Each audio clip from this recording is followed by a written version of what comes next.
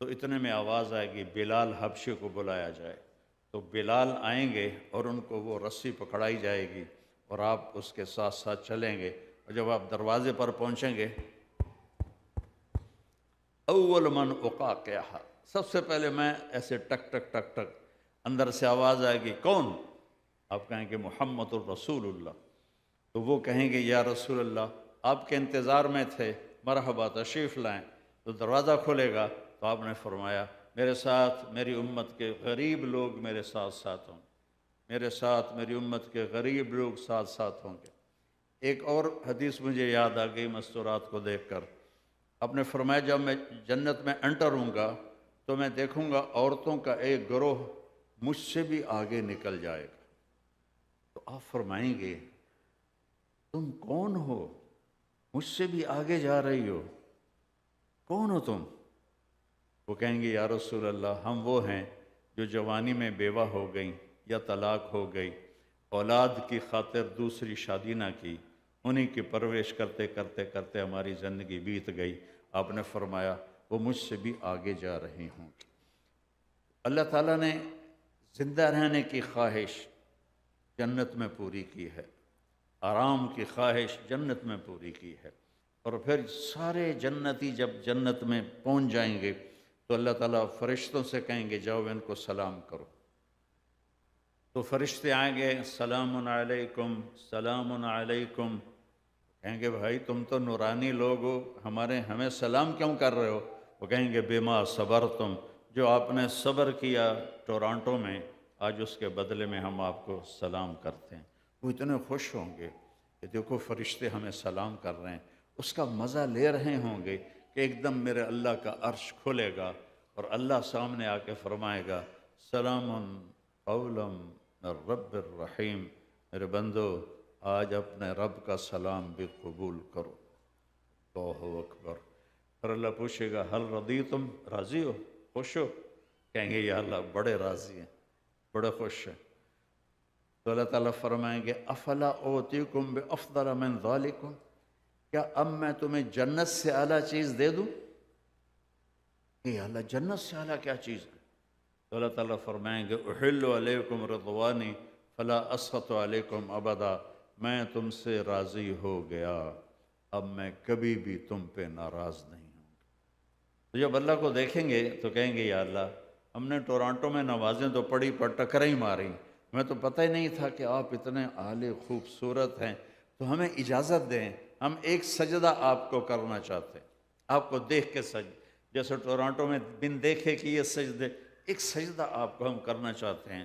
تو اللہ تعالیٰ فرمائیں گے قد وضعت عنکم مؤونۃ السجود ولطالما اتعبتم لی الابدان وعنیتم لی الوجوہ فالآن افضیتم الی روحی وروحی وکرامتی فہذا محل کرامتی فسلونی۔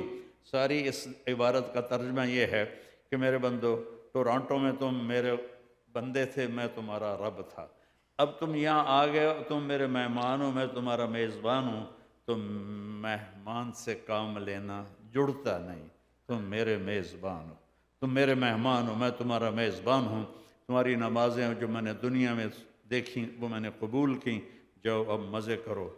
کوئی موت نہیں ہے، کبھی موت نہیں آئے گی، کبھی غم نہیں آئے گا، یہ وہ زندگی ہے جس کی طرف نبی بلاتے تھے۔ ہمارے نبی پاک صلی اللہ تعالیٰ علیہ وسلم وہ طریقہ لے کر آئے جس سے ہماری زندگی بہترین اور خوبصورت بن جاتی ہے، دنیا میں بھی اور آخرت میں بھی۔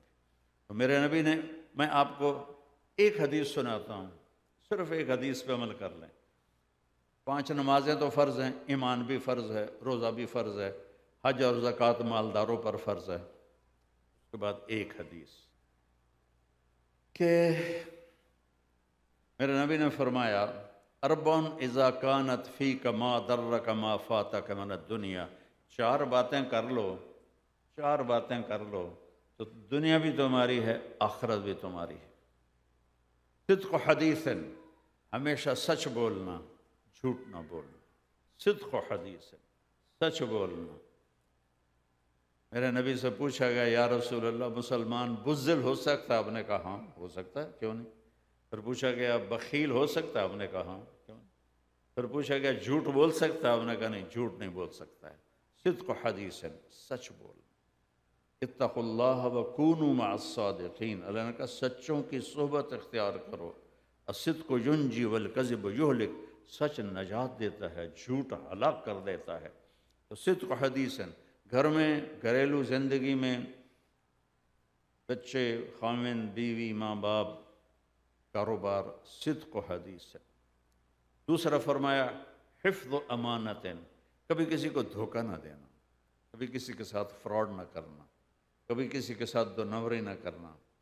آپ نے فرمایا میرا امتی ہر گناہ کر سکتا ہے، دو کبھی نہیں کرے گا، ایک جھوٹ کبھی نہیں بولے گا اور ایک دھوکہ کسی کو نہیں دے گا۔ تیسرا فرمایا حسن خلیقت، اپنے اخلاق اچھے کر لیں۔ اگر آپ اپنے گھروں کو آباد کرنا چاہتی ہیں، آپ اپنے گھروں کو آباد کرنا چاہتے ہیں، تو بس اس زبان پہ قابو پا لیں، اس زبان پہ زبان پہ قابو پا لیں۔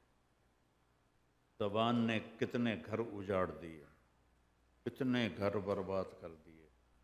ایک لطیفہ بھی ہے اور حقیقی واقعہ بھی ہے۔ ہماری دھوبن تھی، تو وہ میری بہن کے پاس آئی کہ بی بی میری نوواں میرے نال بہت لڑدی وہ آپ آئی، تو میں نے کوئی تویز دی، وہ ساریاں جڑیاں نا میریاں نوکر بن جاون۔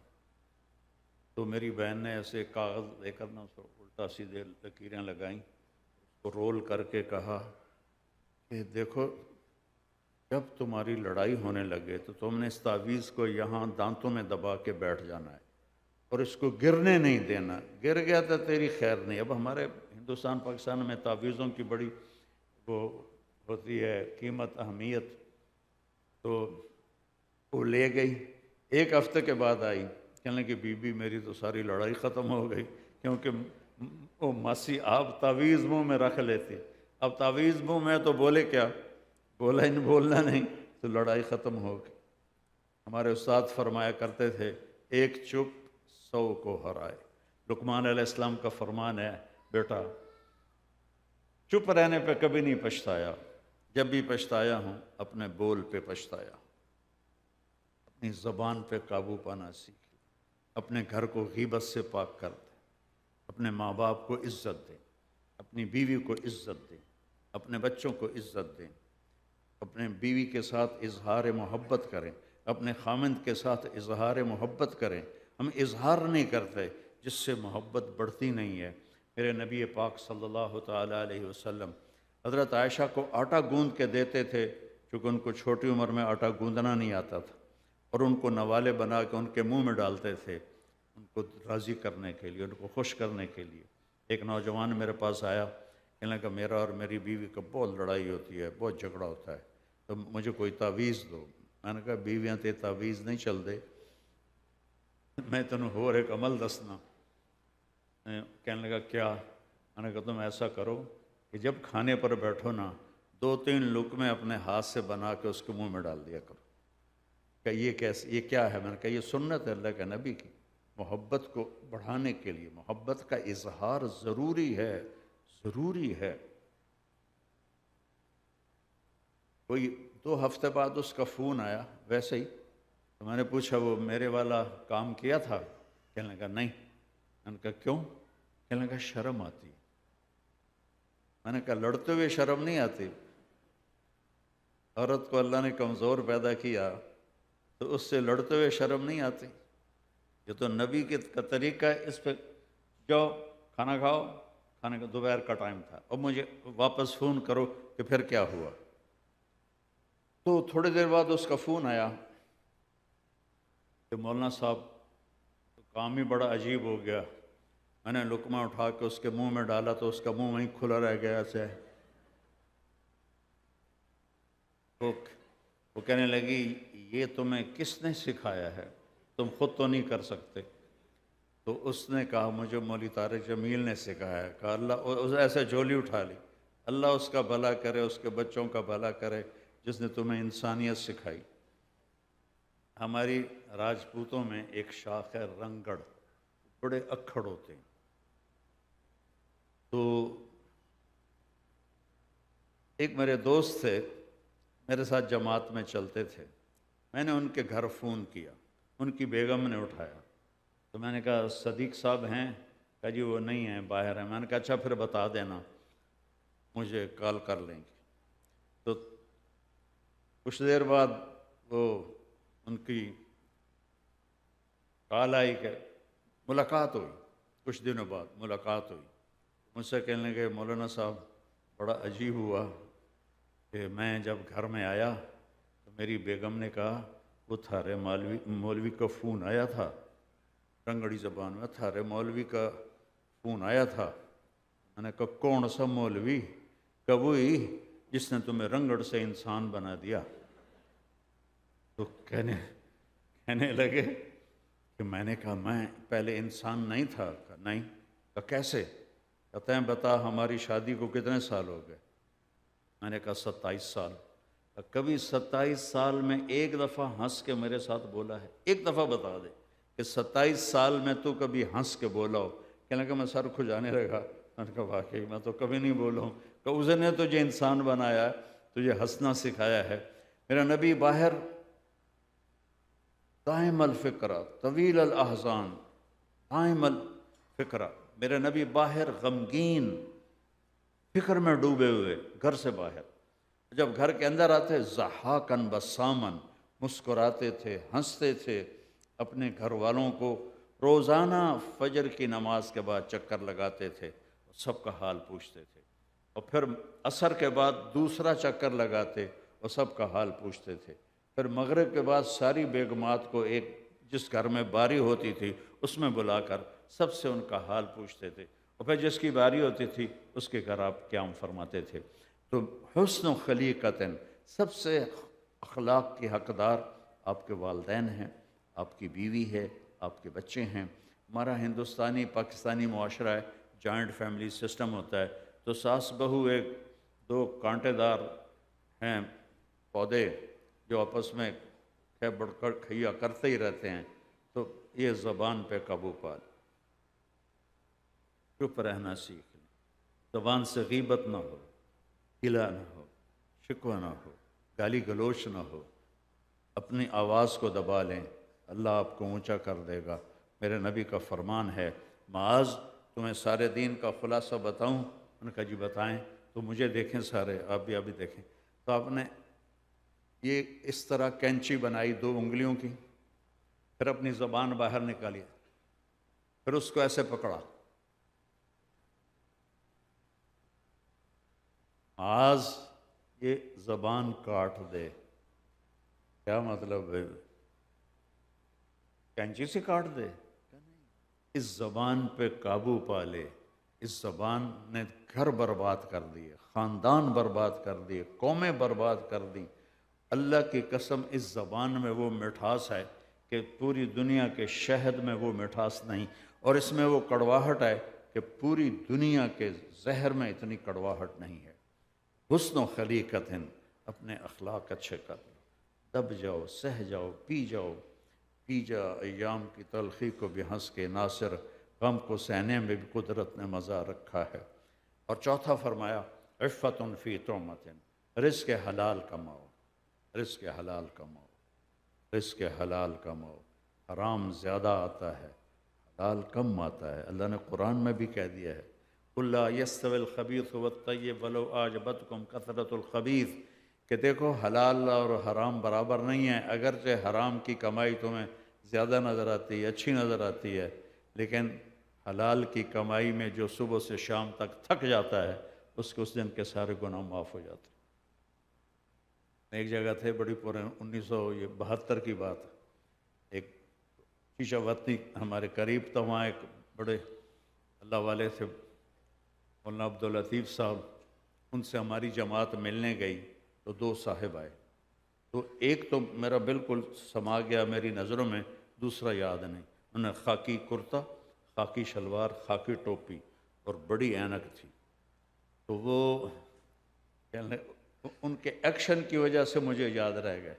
کہنے لگے حضرت جی دعا کرو اللہ رزق دے تے بہتا سارا دے، کیوں انہوں نے ہاتھ پھیلائے، اس لیے وہ میری نظروں میں ایسے سما گئے. پھر کہنے لگے اچھا وہ خاموش رہے. پھر کہنے لگے حضرت جی دعا کرو اللہ رزق حلال دے تے بہتا سارا دے. تو دوسری دفعہ انہوں نے کہا حلال تا تھوڑا ہی لبو، حلال تا تھوڑا ہی لبو.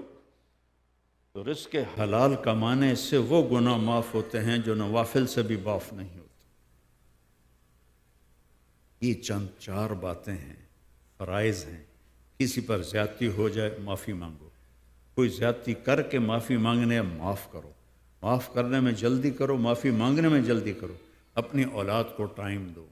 آپ ایسے ماحول میں ہیں اگر آپ نے اپنی اولاد کو ٹائم نہ دیا، ڈبل جابیں، خامد کی 2 جابیں ہیں، ساتھ بیوی بھی جاب کر رہی ہے، تو یہ اولاد آپ کے ہاتھوں سے نکل جائے گی اور یہ ہو سکتا ہے اسلام سے ہی نکل جائے. اپنے وقت، میں یہ نہیں کہتا ہوں کہ اولاد کو ٹائم دے کر ان کو نصیحت کرو، ان کے ساتھ بیٹھو، ان سے محبت اور پیار کی بات کرو. جب ساری فیملی بیٹھے تو فون آف کر دو. بیوی بات کر رہی ہوتی ہے، خامد کا فون ٹن ٹن کرتا ہے، وہ سننے لگ جاتا ہے، بیوی کا دل کھٹا ہو جاتا ہے.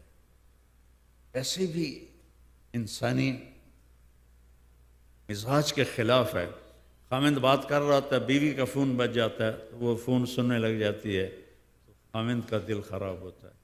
بچہ آتا ہے ماں سے بات کرنے اور ماں کوئی ڈرامہ دیکھ رہی ہوتی ہے، وہ کہتا ہے اماں، وہ کہتے ہیں ہاں کہ میری بات تو سنو. کہ میں سن رہی ہوں، بولو. کانوں سے سننا کہ آنکھوں سے؟ کہتا ہے میری ضروری بات ہے. کہ چل دفعہ ہو جا، بعد میں آنا. اس نے بچے کو ذبح کر دیا، بچے کو ذبح کر دیا. میرے نبی اکرموا اولادکم، اولاد کو عزت دو. آپ کیسی عزت دیتے تھے؟ حضرت فاطمہ رضی اللہ تعالیٰ عنہ جب آپ کے گھر آتی اور یہ دیوار میرے نبی کی آنا جانا ہر وقت تھا، تو جو آپ کرسی پر بیٹھے ہوئے ہیں یا آپ چارپائی پر بیٹھے ہوئے ہیں، ایک کرسی میرے نبی کے گھر میں تھی، کہ آپ زمین پر بیٹھے ہوئے ہیں تو آپ ایک دم کھڑے ہو جاتے تھے، اور کھڑے ہو کر وہیں نہیں کھڑے رہتے تھے، ایسے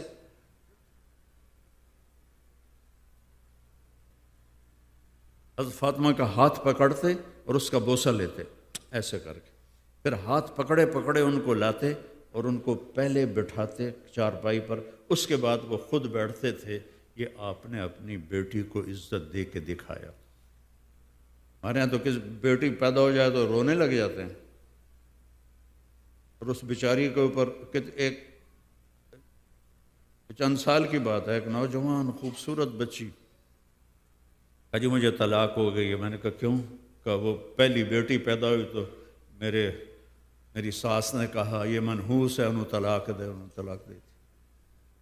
اللہ کے نبی یوں اپنی بیٹی کی عزت فرماتے تھے. تو یہ چند چیزیں ہیں میں نے آپ کو مختصر بتائی ہیں.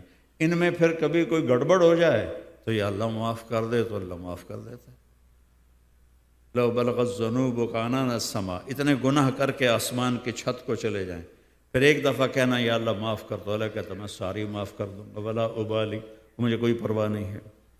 تو میرے عزیزو، آپ ایک ایسے دیس میں رہ رہے ہو، اگر آپ نے اپنی اولاد کو ٹائم نہ دیا تو وہ دہریے ہو جائیں گے، وہ اسلام سے باغی ہو جائیں گے، وہ اسلام کو چھوڑ دیں گے. ہمارے ملکوں میں، اسلامی ملکوں میں وہ بدماش بن جائیں گے، نافرمان بن جائیں گے، اسلام نہیں چھوڑیں گے. لیکن یہاں یہ ہے کہ وہ اسلام چھوڑ دیں گے. تو اپنی اولاد کو ٹائم دیں، ان کے ساتھ بیٹھیں، ان کی سنیں، غور سے سنیں ان کی، اور ان کو عزت دیں، ان کو احترام دیں. تو پھر وہ انشاءاللہ آپ کے ساتھ جڑیں گے، آپ کے بنیں گے، آپ سے محبت کریں گے. ہم تو اولاد کو ٹائم نہیں دیتے، پھر کہتے ہیں ہمارے مانتے نہیں، اولاد نافرمان ہو گئی ہے. ان کو ٹائم دینے سے اولاد فرما بردار ہوگی اور آپ کی آگے زندگی اچھی گزرے گی. تو دوسرا میں آپ حضرات سے کہتا ہوں کہ دیکھو، آپ لوگ اگر یہاں کے پاسپورٹ ہولڈر ہو تو یہیں اپنی انویسٹمنٹ کرو، انڈیا پاکستان میں مت کرو. وہاں اتنی 2 نمبری ہے کہ تمہارے آنے سے پہلے کاغذ بھی بن جائیں گے اور جائیداد پہ قبضہ بھی ہو جائے گا. یہاں خرچ کرو. جو تمہارے بچے یہاں پیدا ہوئے ہیں وہ پاکستان نہیں جائیں گے، وہ ہندوستان نہیں جائیں گے. ایک پٹھان کا خرگوش گم ہو گیا، تو لوگوں نے کہا خان صاحب آپ کا تو خرگوش گم ہو گیا۔ کہا خوچا کوئی بات نہیں، اس کو نسوار کھلاتا ہوں، جب اس کو طلب ہوگی تو بھاگ کے میرے پاس ہی آئے گا۔ وہ نسوار کا عادی بن گیا ہے۔ تو یہ کینیڈا کی نسوار لگی ہوئی ہے، جو نسل یہاں پیدا ہوئی ہے، یہ واپس نہیں جائیں گے۔ تو یہاں ان کو اچھی تعلیم دو، ان کو صرف کاروبار میں نہ لگاؤ، کسی جاب میں نہ لگاؤ، ان کو اچھی تعلیم دو، اس کے لیے اپنے ادارے بناؤ، اس کے لیے ان کو تیار کرو کہ وہ حکومتی جابز میں جائیں اور وہ اس میں اپنی کارکردگی دکھائیں سچائی کے ساتھ، دیانتداری کے ساتھ۔ تو زکوٰۃ بھی اور صدقات بھی اگر وہاں ضرورت ہے تو وہاں دو، لیکن جہاں بھی بہت غریب لوگ ہیں، یہاں بھی بہت مسکین لوگ ہیں، اور جو غیر مسلم ہیں، ان سے سلام دعا رکھو، ان کو ہدیے بھیجا کرو، ان کو کھانا بھیجا کرو، ان کو فروٹ بھیجا کرو۔ تو وہ بیچارے اکیلے رہتے ہیں، کوئی پوچھنے والا نہیں ہوتا، اور آپ بھی برابر میں جو رہنے والا ہے کبھی اس کو پوچھتے ہی نہیں کہ یہ کون ہے، کس حال میں ہے۔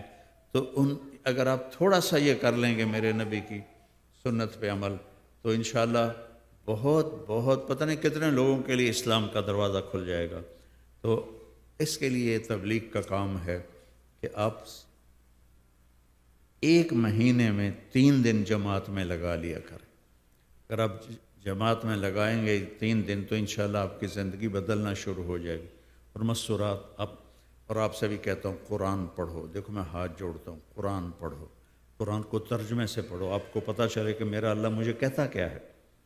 قرآن پڑھو، پھر اپنے نبی کی زندگی پڑھو کہ آپ کی زندگی کیسی تھی۔ آپ نے ایسی زندگی گزاری ہے کہ ہر دور میں اس زندگی پہ عمل کیا جا سکتا ہے۔ قرآن کی صرف تلاوت نہیں، ترجمے سے پڑھو کہ میرا اللہ کہتا کیا ہے۔ بہت مصروف ہو تو قرآن میں 89 دفعہ آیا ہے یا ایھا الذین آمنو، 1 کم 90، یا ایھا الذین آمنو، وہ پڑھ لو کہ اللہ مجھے کہہ رہا ہے، اتنا ہی پڑھ لو کہ اللہ کیا کہنا چاہتا ہے، تو آپ کو راستہ ملے گا، زندگی ملے گی، اس کے سوا اور کہیں زندگی نہیں مل سکتی۔ آپس میں کوئی لڑے ہوئے ہو معاف کر دو، آپس میں کوئی جھگڑا نفرت ہے معاف کر دو، کہ آپ یہاں رہتے ہو، ٹیکس ہولڈر ہو، ٹیکس ادا کرو، ٹیکس بچانے کے لیے ہیلے بہانے نہ کرو، ٹیکس ادا کرو۔ یہاں آپ پہ خرچ ہوتا ہے، ہمارے ہاں تو خرچ نہیں ہوتا، اس لیے وہاں لوگ ہیلے بہانے کرتے ہیں، آپ کے اوپر خرچ ہوتا ہے تو آپ ٹیکس ادا کرو، اور یہ اس حکومت کا تعاون کرو جنہوں نے آپ کو پاسپورٹ دیے اور آپ کو ہر سہولت دی۔ ہمارے ملکوں میں، اسلامی ملکوں میں 50 سال سے لوگ رہ رہے ہیں، ان کو پاسپورٹ نہیں دیا گیا، ان کو وہی پردیسی بنا کے رکھا گیا۔ یہاں آپ کو پردیسی بنا کے نہیں رکھا گیا، اس ملک کا باشندہ بنا کے رکھا گیا ہے۔ تو آپ اس کا تو حق ادا کریں کہ جو آپ کا ٹیکس بنتا ہے وہ آپ ادا کریں، یہ آپ کا صدقہ بن جائے گا، یہ آپ کا اجر اس کا بنے گا انشاءاللہ آپ کو، تو اور اس کا بڑا اچھا اثر پڑے گا آپ کے ماحول میں۔ اور یہ نوجوان ہیں، یہاں کی لڑکیوں سے اس لیے شادی نہ کرو کہ مجھے ویزا مجھے یہاں رہنے کی وہ پرمٹ مل جائے اور مجھے پاسپورٹ مل جائے، یہ دھوکہ ہے، یہ فراڈ ہے، یہ نہ کرو۔ یہ کسی کے گھر کو اجاڑنا اور اسلام کو بدنام کرنا، یہ نہ کرو۔ دلی میں تقسیم سے پہلے ایک وہ رہتا تھا جیب کترا، تو اس کے شاگرد تھے جو اس کو کمائی لا کے دیتے تھے، تو ایک دن ایک شاگرد نے اس کو 2 روپے لا کے دیے۔ کہنے لگا سارا دن تو پھرتا رہا اور صرف 2 روپے لایا؟ کہنے لگا استاد جی آج ایک گورے کی جیب کاٹی تھی، بہت سارے پیسے تھے، جب تھوڑی دور گیا تو مجھے خیال آیا کہ اگر قیامت کے دن عیسیٰ علیہ السلام نے میرے نبی کو گلہ دے دیا کہ آپ کے امتی نے میرا امتی کی جیب کاٹی تو میری وجہ سے میرے نبی شرمندہ ہوں گے، تو میں نے جا کے اس کو واپس کر دیا۔ اب 2 روپے اپنے ملنے وہ لے گئے تو ہم دے چھڑیں، تو وہ بڑا خوش ہوا، نے اس کو 10 روپے انعام دیا کہ یہ تیرا انعام ہے۔ اس زمانے کے جیب کترے بھی اتنے ایمان والے تھے۔ تو اس طرح کے ہیلے نہ بناؤ جس سے کہ اسلام بدنام ہو، آپ بدنام ہو، اس کی زندگی بدنام ہو۔ تو سارے بھائی اس کے ارادے کرتے ہیں نا انشاءاللہ؟ درود شریف پڑھو۔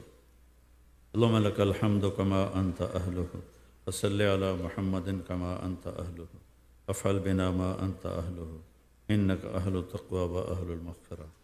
یا اللہ اس سارے مجمع کو قبول فرما، ان بچے بچیاں مستورات مرد عورت جتنے چھوٹے چھوٹے معصوم بچے ان سب پہ اپنی رحمت کو نازل فرما۔ اس مسجد کو یا اللہ پورے ٹورانٹو کا مرکز بنا دے اور اس کی ساری ضرورتیں اپنے غیب سے پوری فرما دے۔ جو آپس میں لڑے ہوئے ہیں ان میں صلح کرا دے، جو روٹھے ہوئے ہیں ان کو منا دے، جو تنگ دست ہیں ان کی تنگی دور فرما، ان کو کشادہ رزق عطا فرما، ان کے لیے جو قرضوں میں جکڑے ہوئے ہیں ان کے قرض دور فرما، جو ایمان پہ چلے گئے تیرے پاس ان کو قبروں کو ٹھنڈا فرما، جب ہمارے جانے کا وقت آئے تو ایمان پہ ہمارا خاتمہ فرما، والدین کی عزت کرنے کی توفیق دے، خاوند اور بیوی کی آپس میں محبت اور ایک دوسرے سے دوستی کی توفیق دے، اور یا اللہ اس مسجد کو اور ساری مسجدوں کو آباد فرما اور ہم سب سے راضی ہو جا۔ تو نے ماں کے پیٹ سے ہمیں دنیا میں بھیجا تو کلمہ دے کے بھیجا، جب قبر کے پیٹ میں جانے کا وقت آیا تو کلمہ ہمارے ساتھ ہو، اور قیامت کے دن ایمان والوں کے ساتھ ہمارا حشر ہو، تیرے عرش کا سایہ نصیب ہو، تیرے نبی کے حوض سے پانی نصیب ہو، اور تیرے نبی کے ساتھ ہی جنت میں جانا نصیب ہو۔ صلی اللہ تعالی نبی الکریم آمین۔